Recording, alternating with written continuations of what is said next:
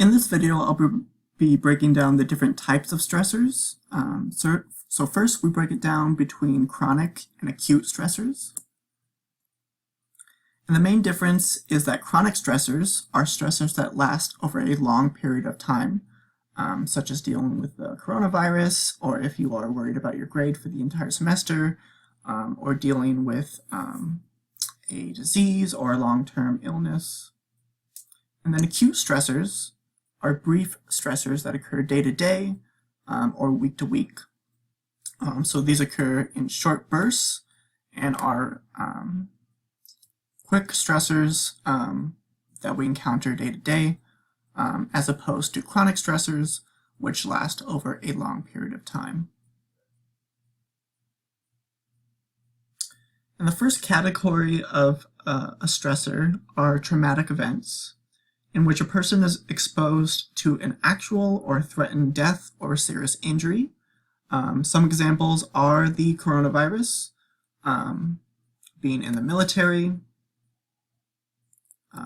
experiencing a hurricane, or experiencing different domestic abuse situations.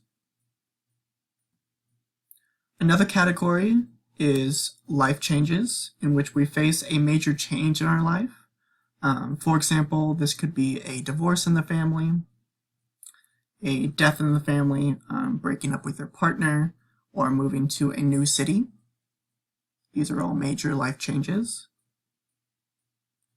And there's also a way that we could measure a person's stress of life changes with the social readjustment rating scale, as you see here, which contains 43 different life changes. And then researchers have people rate their perceived magnitude of their stress according to these life events. And then their scores are added up to determine the person's stress in their life. And so researchers can use scales like this in order to assess how a person's life changes is affecting their stress. And the other category is hassles, which are minor irritations that are part of our everyday lives. This can include examples of like being too hot. I know it's summer and it could be hot, and sweating can be an issue, making us really hot and irritated throughout our day. Being in a crowded space, especially during times of the coronavirus, we want to socially distance. And being in a crowded space may bring on a stressor.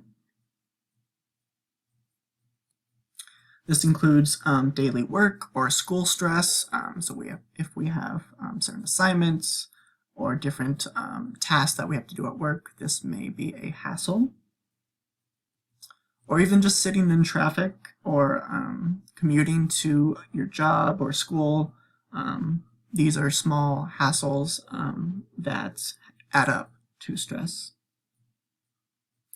And some interesting finding that was referenced in your book was that daily hassles are more of a predictor of poor physical and psychological health compared to life-changing events.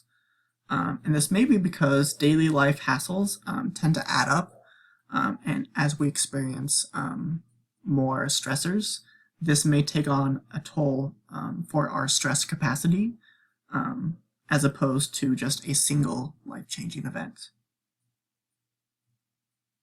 So I urge you to read your book. There's a lot of good examples on these three types of stressors that can give you more information. And other stressors can include job stress, job strain, and job burnout. Our jobs can create a lot of stress for us, as you could see from the examples here. So a firefighter may be uncertain whether the fire is serious or if it's a hazard to their health or their safety. A social worker might receive little positive feedback from jobs. They mostly work with populations that may seem stressful. There could be a teacher like myself, so I have a lot to grade. I might have a work overload and lack of positive feedback. Job strain includes excessive job demands and workloads with little to no control that we have over these demands. And then job burnout can lead to mental or physical exhaustion. And then that's it for the types of stressors. In the next video, I'll be discussing how biopsychology is influenced our stressors.